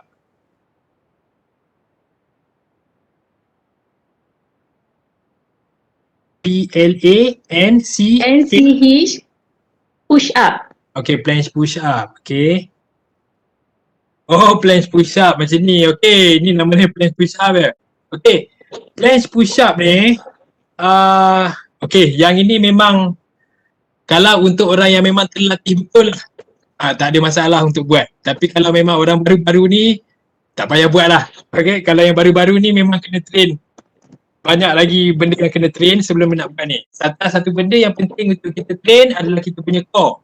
Kalau kita punya core tak kuat untuk buat plunge push up ni, dia akan bagi sangat besar efek kepada kita punya wrist. Wrist kita akan tanggung daya yang sangat tinggi. Okay, jadi untuk injet dekat bahagian wrist tu sangat tinggi. Okay, pergelangan tangan ni sangat tinggi. Dia punya risiko dia. Tapi kalau memang orang tu dah memang dia punya core, dia kuat macam-macam bahagian lah. So tak ada masalah untuk dilakukan plunge push up ni. Okay, so kata kuncinya untuk kuatkan yang ini memang core kita punya bahagian core ni mesti kuat. So next soalan kan tadi. Okey, soalan kedua daripada Encik Manis ni ialah perempuan perlu buat sumo squat selepas melaksanakan squat biasa. Betul ke? Sumo squat selepas melakukan squat biasa tak semestinya lah. Mana dapat tu? Bagi saya tak semestinya lah. Sumo squat ni memanglah dia bagi efek kepada kita punya bahagian quadricep ni. Kita ada 4 dekat otot quadricep. Bahagian depan kita ada 4 otot. So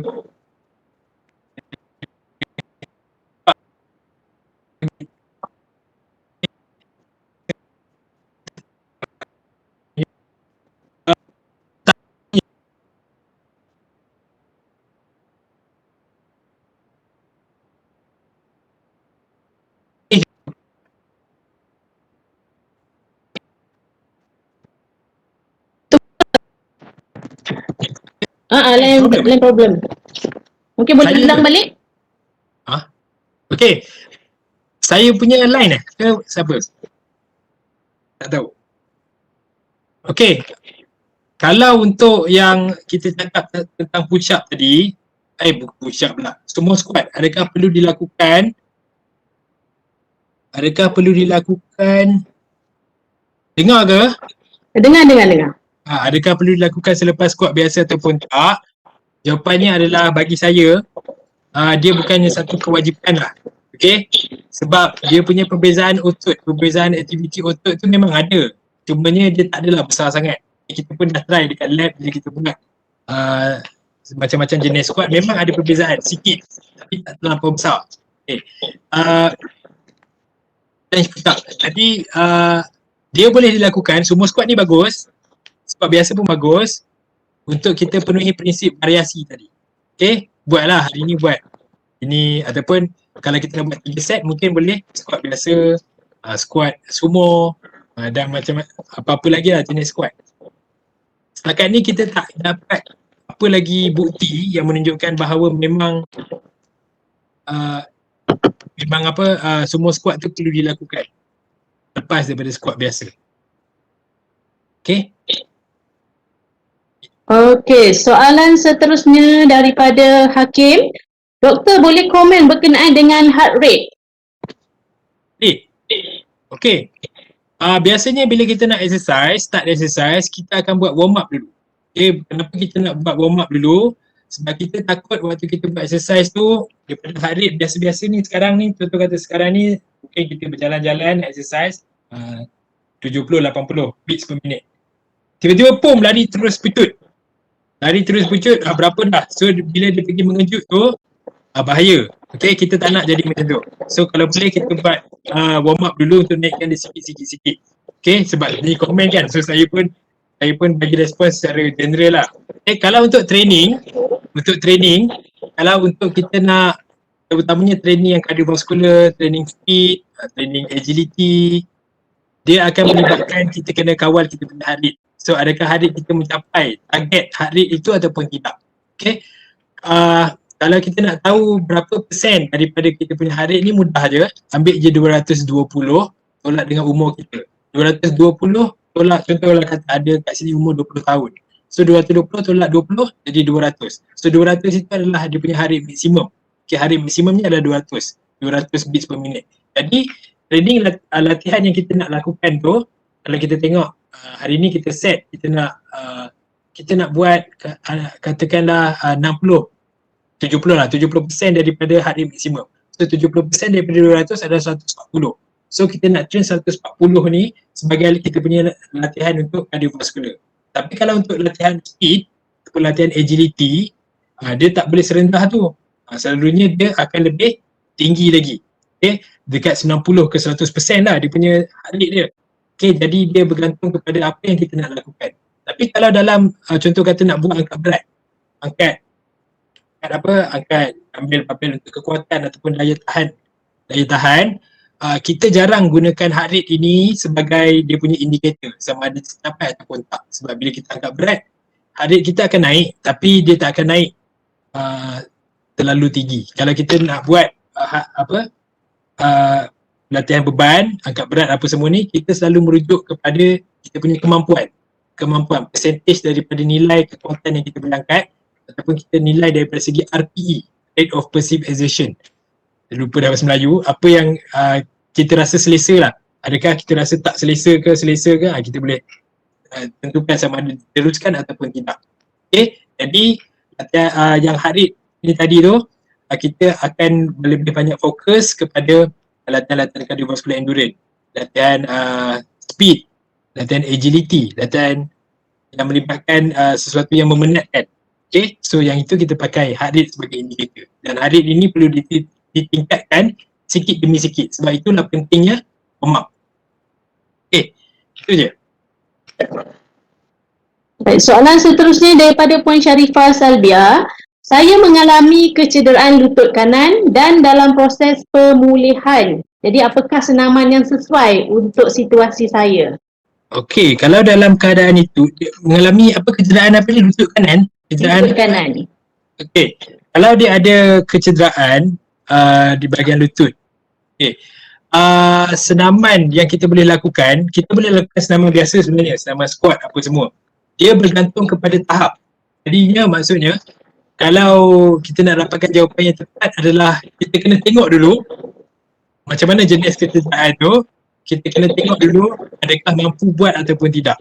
Okay, and then kita boleh kalau lah andai kata waktu lakukan tu, kita katakanlah kita nak cadangkan buat squat dulu ataupun sebenarnya lebih banyak kepada machine sebenarnya, tapi sebab ada kat rumah kan, rumah susah sikit. Okay, kita boleh letakkan satu beban dekat bahagian depan, duduk, so angkat kaki, straightkan kaki. Itu boleh juga. Andai kata dia dah maju sikit, kita boleh cadangkan untuk buat squat. Tapi kita akan tengok juga teknik tu adakah boleh dibuat ataupun tidak. Okay. Yang ini kalau ada memang injured ni, saya cadangkan untuk, tapi sekarang COVID pula untuk sebab dekat kita punya fakulti kita ada jabatan rehab. So dekat sini ada ramai yang boleh membantu dari segi senaman untuk pemulihan, rehabilitasi ni. Okay. Okey, soalan seterusnya daripada Encik Muhammad Syarin Mat Isa.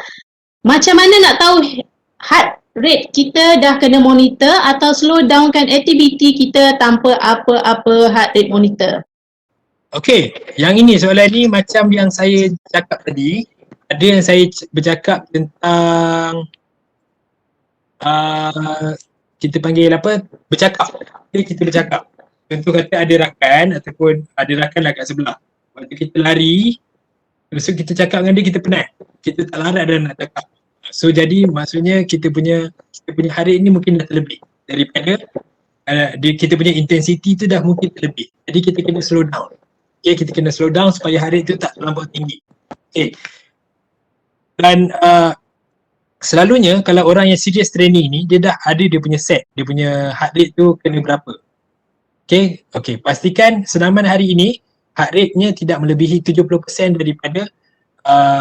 daripada maksimum. Tapi masalahnya jam tak ada. Okay, bila jam tak ada, sebab orang selalu tengok heart rate melalui jam kan.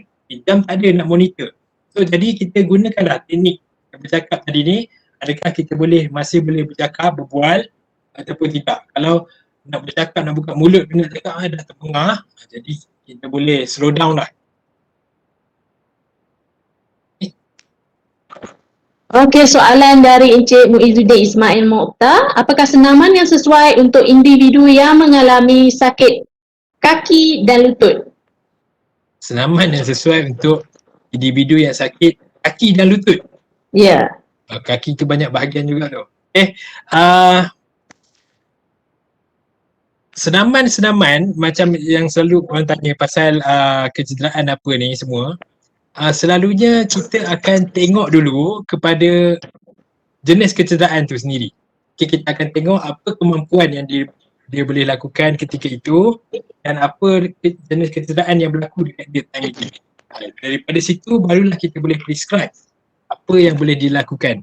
Sebab kadang-kadang bila ni kita tanya, jawapan dia lain. Bila kita tengok tak sama dengan macam apa yang dia cakap.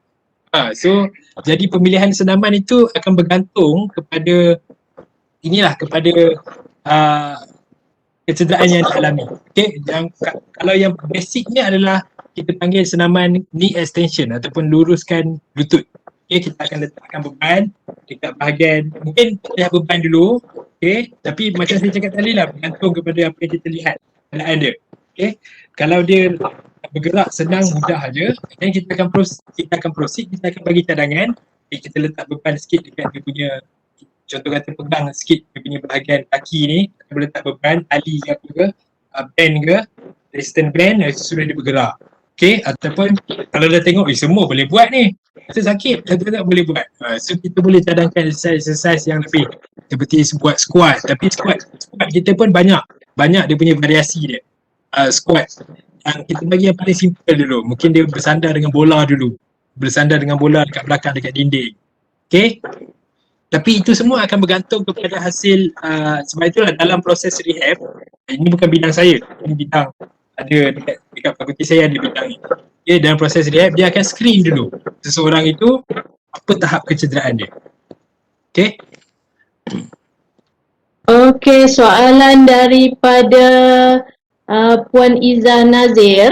Sekarang saya membuat senaman fokus pada bahagian kaki. Adakah ia akan memberi kesan kepada bahagian tubuh lain kerana tidak dapat membuat exercise contoh pada bahagian tangan atau perut sebab saya hanya fokus pada bahagian kaki?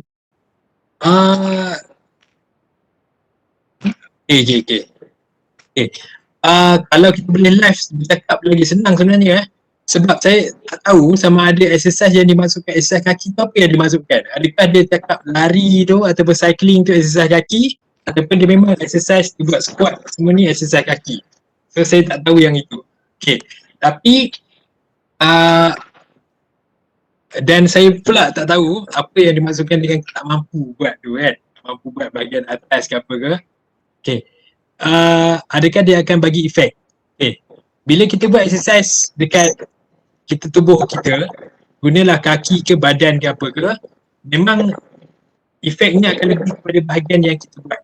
Okay, bahagian yang kita buat. Kalau dia banyak melibatkan otot kaki, jadi kaki tu akan dapat efek lebih. Yang lain dapat juga efek, yang lain mesti akan dapat juga. Sebenarnya dia takkan banyak macam apa yang kita fokuskan. Okay, jadi sebaiknya kita juga buat latihan untuk setiap bahagian dalam tubuh badan kita. Tapi tak apalah, yang macam yang soalan ni tadi tu, nanti kita boleh live ni, kita boleh ni nanti Google Meet, kita nak tengok juga instruktur yang kita lantik nanti akan tengok apa senaman yang boleh dilakukan. Sebab kadang-kadang mungkin tak boleh buat tu sebab tak confident ataupun tak tahu teknik, itu sebabnya tak boleh buat. Okay. Okey, soalan seterusnya daripada Encik Hakim, boleh komen berkenaan training efek aerobik dan anaerobik? Training efek aerobik and anaerobik. Okay, training aerobik ni dia selalunya merujuk kepada aerobik tu lah, aerobik guna oksigen, aerobik guna anaerobik pula tak guna oksigen. Okay, selalunya aerobik ini latihannya intensitinya lebih rendah berbanding anaerobik. Anaerobik ni intensitinya lagi tinggi, tapi cumanya training dia tak berapa lama. Anaerobik ni selalunya lah dia ada banyak macam jenis latihan. Aerobik ni selalunya dia fokus kepada continuous yang saya tunjuk tadi tu, continuous versus interval. Aerobik ni cara latihan salah satunya adalah continuous. Okay, aerobik pun banyak sebenarnya, ada banyak jenis, aerobik power macam-macam lagi lah. Okay, continuous yang kita lari slow. So latihan jenis aerobik ini selalunya kita akan dapat efek dia ke atas kita punya cardiovascular endurance. Okay, cardiovascular endurance. Manakala latihan anaerobik ni juga, dia juga akan bagi efek kepada cardiovascular endurance, tapi dia akan lebih fokus kepada speed, kepada kekuatan, kepada power. Okay, itu training effect dia. Okay, kalau kita nak kata dari segi tubuh badan, sama ada jadi lagi cantik badan kita atau apa-apa saja, dua-dua boleh dilakukan. Okay, kita lebih baik kalau kita lakukan dua-dua. Sebab macam saya cakap tadi, aerobik ni continuous form, cardiovascular endurance. Okay, jantung. Kalau anaerobik, untuk jantung, untuk kekuatan, untuk power. So buatlah dua-dua senaman. Okay, buatlah dua-dua jenis latihan ini, aerobik and anaerobik. Okey, sekarang dah 4.30. Saya pilih lagi 2 soalan saja ya sebelum kita menutup tirai. Soalan seterusnya daripada Encik Muhammad Tarmizi Abdul Rahman. Berapa tempoh masa yang sesuai untuk warm up sebelum memulakan sukan? Okey, sebelum memulakan sukan okey. Yang itu pun subjektif juga, okey, sebab selalu orang tanya benda ni, kalau kita nak okey, saya bagi satu contoh. Saya bagi sikit-sikit Kalau kita buat latihan pada hari ini adalah latihan kita nak jogging. Jogging, lari slow-slow. Okey, lari slow-slow jogging ataupun slow running lah. Okey. Kalau slow running sebenarnya warm up itu kita boleh masukkan waktu kita start tu. Waktu kita start kita jalan, lepas tu laju sikit, lepas tu kita maintain. Kepada kelajuan yang memang kita nak.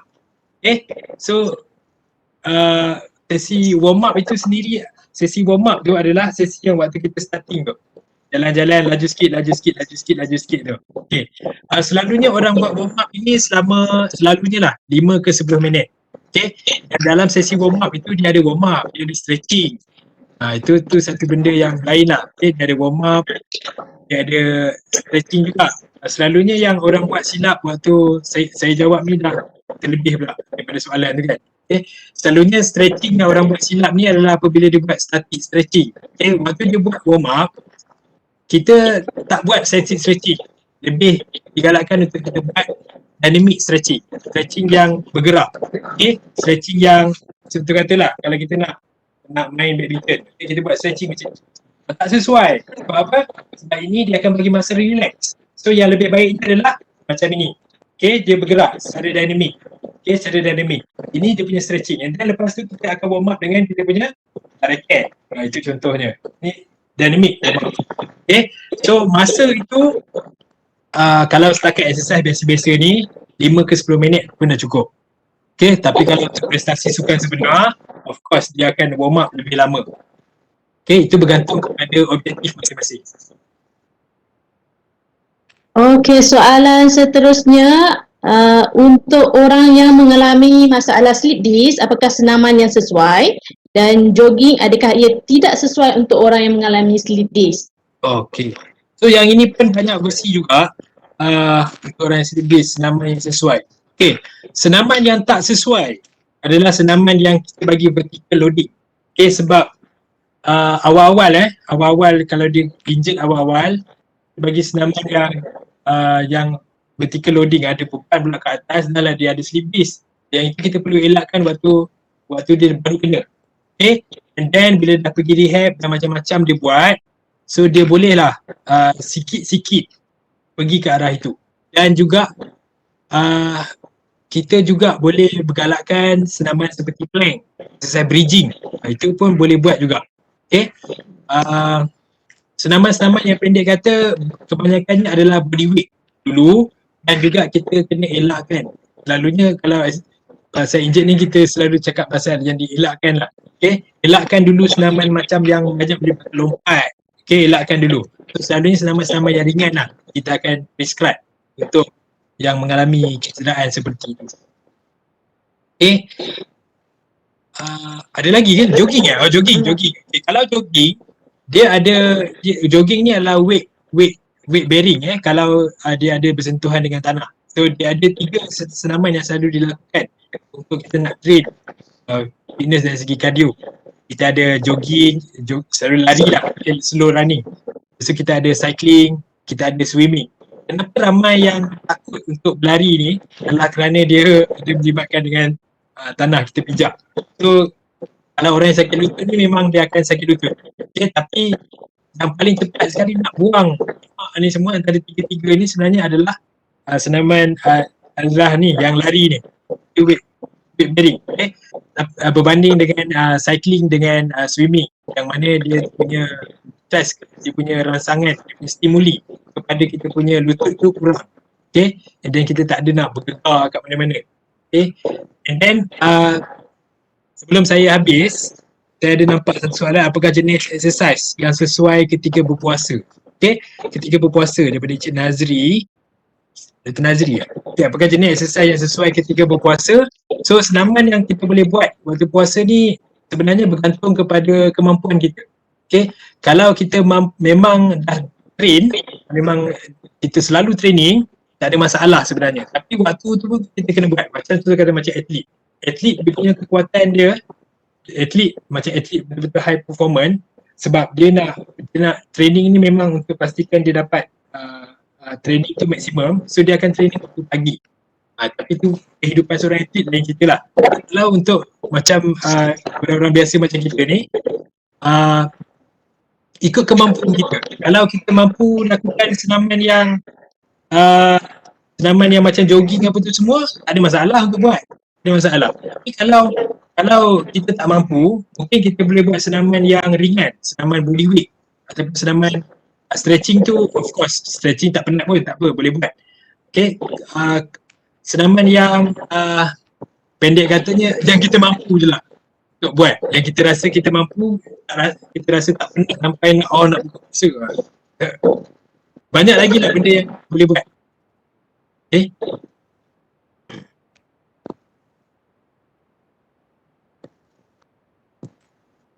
Okey, doktor. Satu saja lagi soalan ya. Satu lagi. Apakah senaman yang boleh menaikkan stamina? Sebab saya main road bike, mesti saya muntah after 5 km. Okey, apakah senaman untuk meningkatkan fitness waktu road bike Okey, berdasarkan kepada prinsip spesifisiti. Okey. Untuk kita capai sesuatu yang kita nak capai, kita kena train sebiji macam itu. Okay, jadi senaman yang paling bagus untuk apa orang panggil road bike ni, of course adalah latihan yang fokus kepada road bike. Okay, so kalau andai katalah pertandingan itu 5 km. Jadi training tu sebenarnya kalau jenis muntah ni, dia ada dua. Satu sama ada dia memang penat, ataupun sebab satu lagi memang dia jenis muntah. Memang ada orang macam tu. Saya pun pernah jadi macam tu. Asal training tu muntah. Tapi sebenarnya muntah tu tak ada apa problem pun. Okay. Kuatkan bahagian kaki. Sebab mungkin kita selalu penat, mungkin kita tak ada power dekat kita punya kaki tu.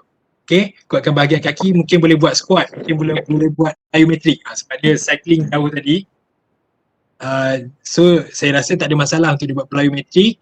Boleh buat resistance training yang body weight. Ataupun kalau ada beban lagi bagus, kuatkan bahagian tu.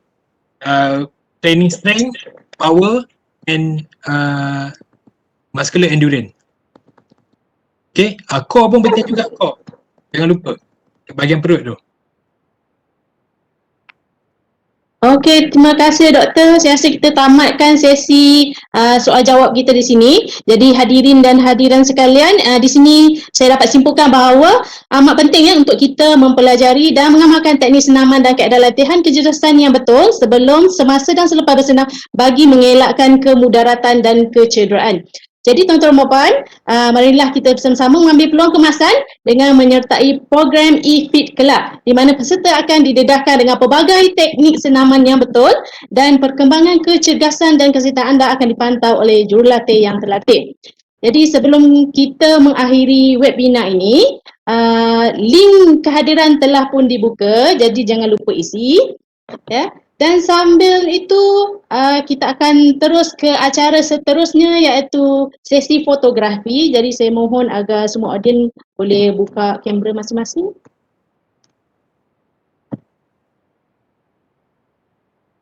Ajak.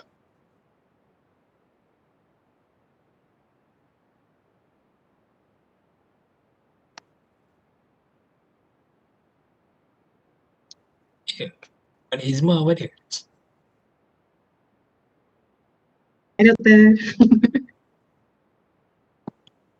Okey, kita bagi masa pada Ulu Setia untuk mengambil gambar.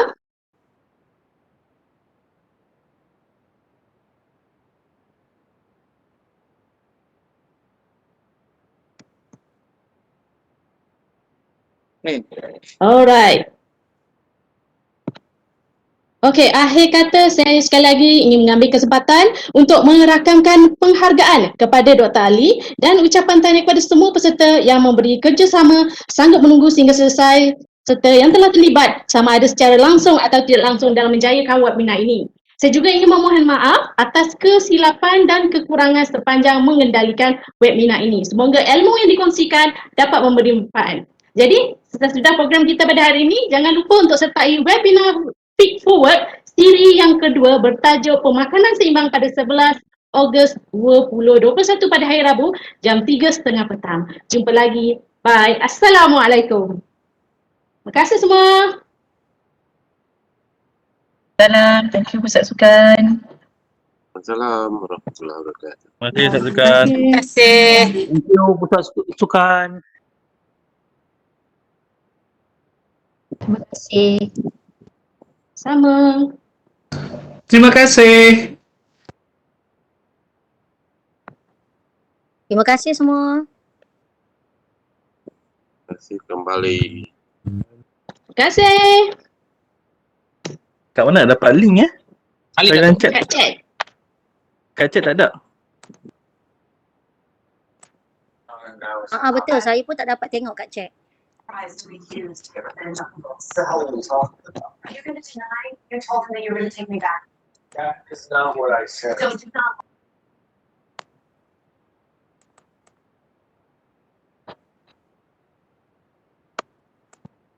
Okey, dah dapat. Terima kasih.